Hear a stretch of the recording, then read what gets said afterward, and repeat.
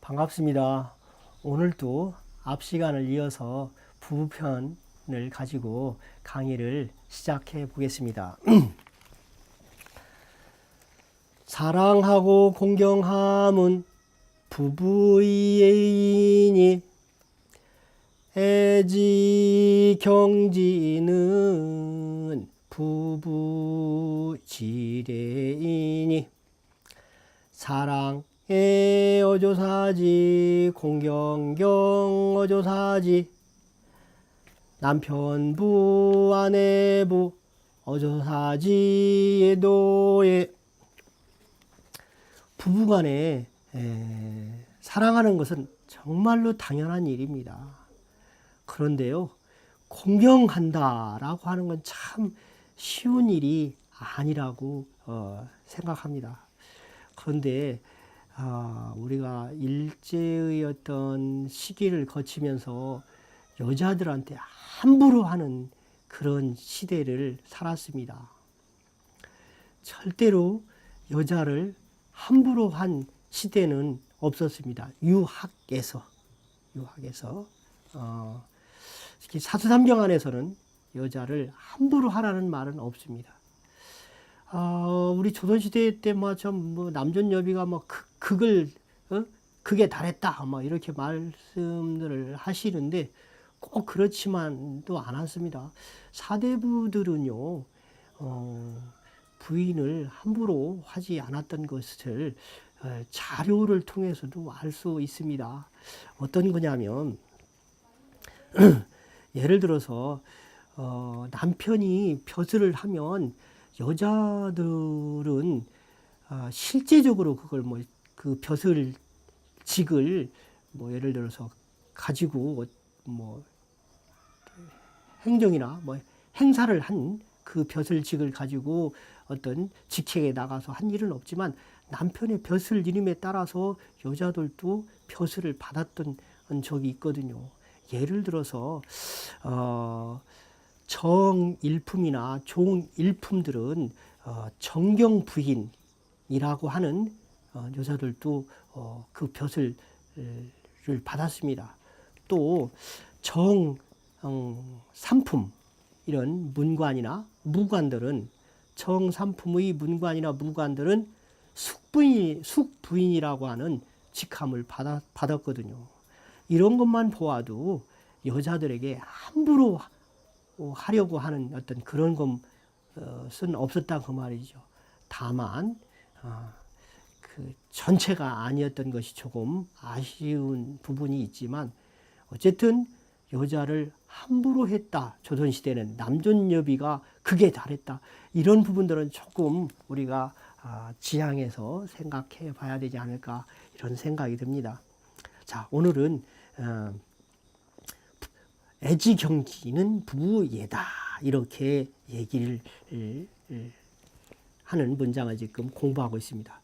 이렇게 공경한다는 것은 쉽지 않다라고 하는 것이죠. 자, 우선 그 애자라고 하는 글자를 다시 한번 설명드리면 그 손톱조에 마음을 심자가 있는데요. 그 마음 손톱조 아래에 민 간머리가 있는데 이것이 손의 어떤 손수자의 변형이라고 합니다. 그 안에 마음 심자가 있는데 이렇게 그 마음을 이렇게 마음을 살며시 손을 덮고 그리고 밑에 보두자 같은 글자가 천천히 걸어갈 쇠자인데 이렇게 천천히 마음을 전달한다는 어떤 그런 의미를 가진 글자가 사랑 애자랍니다.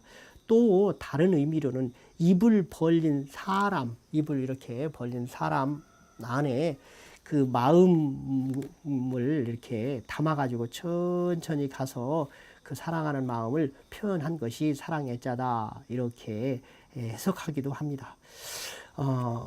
경자는요 진실로 구라는 글자에 또 다스리다 또 이렇게 좀 뭐랄까 매를 치다라고 하는 칠 복자를 더해서 조심하고 공경한다는 의미가 생겨난 글자라고 합니다. 그런데 이 다스릴 복자와 뒤처질 치자의 글자는 절대 혼돈하시면 아니 됩니다.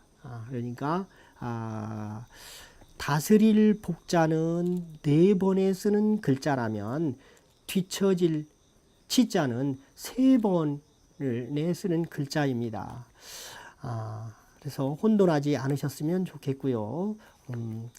그 부부지례 할 때 예자는 앞에서 제기에 재물을 가득 담아 신에게 보이며 예를 올리는 글자다. 이렇게 형상한 글자다. 그러므로 예라고 하는 것은 아주 조심하고 겸손하고 공경하는 의미를 포함한 글자이구나. 이렇게 생각하시면 좋겠습니다.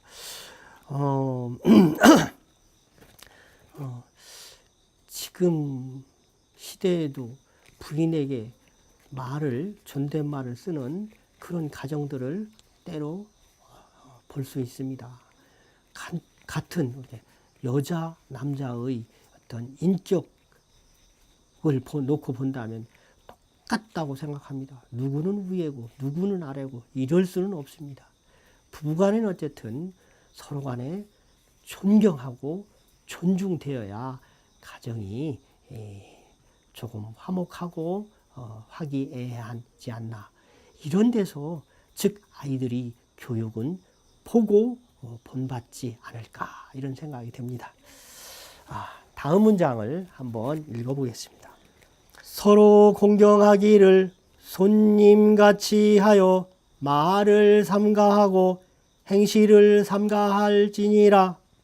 상경여비인하야 근원 신행이니라. 서로 상공경경 같을려 손님빈 삼가할 근 말씀은 삼가할 신 행동할 행. 부부가 서로 공경하기를 큰 손님 같이 해야 되는데 큰 손님이란 뭐냐? 아주 어려운 손님입니다. 예를 들어서 여러분들 가정에 갑자기 여러분들 자녀가 다니는 학교 교장 선생님이 오신다라고 하면 그 자리는 정말로 조심스럽고 어려운 자리다. 무엇을 어떻게 해야 할지 안절부절 못하는 자리 아닙니까? 이런 어려운 자리, 큰 손님이 바로 그런 분이죠. 이렇게 큰 손님을 맞이하는 것처럼 아주 부부가 서로 공경을 해야 되는 그런 것이다 이 말이죠. 정말로 말을 놓는 경우는 있어서는 안 된다 그 말이죠. 이런 예가 있습니다. 춘추 전국 시대에 기라고 하는 지역에 결이라고 하는 어떤 선비가 살고 있었습니다. 근데 이 선비가 들에서 일을 하면 늘 부인이 점심을 만들어서 들로 가져옵니다. 그런데 이 밥상을 점심상을 주고받을 때도 눈높이를 맞춰서 즉 이렇게 눈높이를 맞춰서 주고 눈높이를 맞춰서 이렇게 받아놓고 식사를 했다 합니다. 그러니 들판에서 일을 할 때도 부인이 점심을 해오면 그 점심을 받아서 먹는 이 남편이 얼마나 부인에게 고마운 표시, 예의를 했는지를 알겠죠. 이것은 아주 극결이라는 그런 훌륭한 부인에게 공경한 가장 아주 부인을 공경한 사람의 한 사람입니다. 글자를 하나씩 한번 보고 넘어가겠습니다. 상경엽이라는데 상자, 서로 상자입니다. 서로 상자는 눈 목자에 나무 목자를 합해서 만든 글자입니다. 그러니까 나무가 자라는 모습을 관찰하는 데서 이렇게 상자가 만들어졌다고 하는데요. 또 이 나무가 여러 사람에게 보여서 뭐 예를 들어서 들보로 사용할, 기둥으로 사용할 이 나무들을 이렇게 여러 사람에게 보여서 알맞은지 이렇게 보다 보니까 서로라는 어떤 그런 뜻이 생겨났다고 합니다. 첫 번째는 나무가 자라는 모습을 여러 사람이 서로 보면서 그 글자가 서로라는 뜻이 생겨났다고 하는 것이 일반적인 뜻이고요.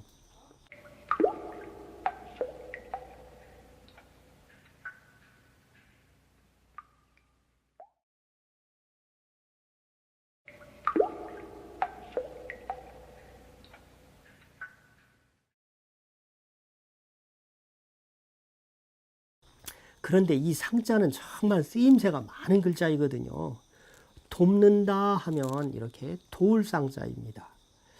또 그 집안은 재상이 몇 사람이 나왔네 할 때 이때는 벼슬의 이름인 재상 상자입니다.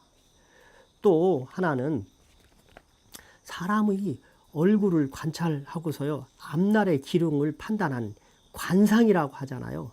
근데 이때 관상이라고 할 때는 즉 우리가 형상이라는 상자, 형상이라는 코끼리 상자, 근데 그 형태 상자를 쓰지 아니하고 이 상자를 씁니다. 그러니까 이 서로 상자가 관상볼 상자도 된다 그 말이지요. 또 하나는 아상이라고 하는 그 자기만의 어떤 생각, 틀 이런 것을 이야기할 때 쓰는 글자이거든요. 예를 들어서 자신만이 가지고 있는 어떤 고집, 자신만의 어떤 가지고 있는 집착 이런 것을 아상이라고 하는데 자기가 가지고 있는 잣대라고 생각하시면 됩니다. 자기가 생각하는 이 잣대로 딱 재어 봐가지고 안 맞으면 그건 아니라는 거예요. 다른 사람의 어떤 잣대는 인정을 하지 않는 것이죠. 그러니까 즉 아상에 사로잡히다라고 하는 그런 뜻을 이야기할 때 이게 고집, 상, 마집, 상 이렇게도 쓰는 글자이기도 합니다. 상경, 여빈 할 때 그 공경할 경자는 앞에 시간에 제가 설명을 드렸고요. 빈자는 그 간머리가 집을 상징하는 글자이거든요. 부수에서는 간머리 부수 그러지만 이 간머리는 집을 상징합니다. 근데 집 안으로 외부 사람이 들어오는 것을 이렇게 표현한 글자라고 하는데요. 또 여기에다가 우리가 그 예물을 폐물이라고 하는 돈패자를 더해가지고 손님 빈자로 사용하고 있는데 실은 귀하다라는 뜻으로 보면 손님이 폐물처럼 아주 귀한 어떤 입장을 취하지 않았나 이렇게 생각되는 글자인데요. 이건 제 생각입니다. 그러나 확실하게 왜 이렇게 손님 빈자가 이렇게 되었는지는 아직 밝혀지지 않았다고 합니다. 일반적으로 이렇게 귀한 것을 손님을 이야기할 때 손님 빈자를 쓰는 것이죠. 그 다음에 상경, 여빈, 근원신행이라 그랬습니다. 근자는 말씀원에 노란색이 띄는 그 찰흙 근자를 이렇게 합해서 만든 글자인데요. 즉 옛날에는 이 이렇게 차르게 붙어 있는 것. 그런데 사람이 이 아주 어려움에 처해 있는 상황을 표현한 글자라고 하는데 이 역시 자세하지는 않습니다. 어쨌든 요 말씀 원자를 붙여서 조심하고 삼가하고 그래서 어떤 삼가할 근자로 이렇게 표현하고 있습니다. 그리고 근언 말을 조심하다. 부인한테 남편한테 이게 쉽지 않습니다. 같이 살게 되면 함부로 하는 것이 일반적이거든요. 그리고 신행 그랬습니다. 삼가할 신자는 마음신 부수에 참진자를 붙여서 만든 글자지요. 근데 이 진자는 참진자는 솥에 이렇게 밥을 해가지고 거기 수저를 딱 꼽아둔 모양이라고 하거든요. 보통 우리 제사상에서 밤에 제사는 제사상에서 그 매를 올리면 흰 밥을 올리면 거기에 수저를 이렇게 그 꼽아 놓는 것도 여기에서 시작된 처음에는 이렇게 솥에서 이렇게 수저를 이렇게 꼽아 놓고 제사를 지내는데 그것이 방에까지 솥을 옮기기가 불편하니까 나중에는 밥그릇으로 옮겨왔다 이렇게 생각하시면 되겠습니다. 어쨌든 참진자는 솥에 밥을 해가지고 거기에서 수저를 꼽아놓고 제사를 지내는 어떤 그런 것이 참으로 참뜻으로 했기 때문에 참진자이고 이것을 더 조심스럽게 한다는 의미에서 삼가할 마음심자를 붙여서 삼가할 신자의 뜻이 되었다고 합니다. 행 그러면 근원 신행이라고 할 때 마지막 글자 그 행동할 행자인데요.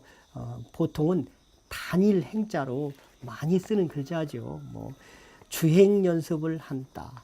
뭐 차가 교차로에서 교행하고 있다. 서로 이렇게 하나는 지나가고 하나는 오고 하는 어떤 그런 것도 교행이라고 하지요.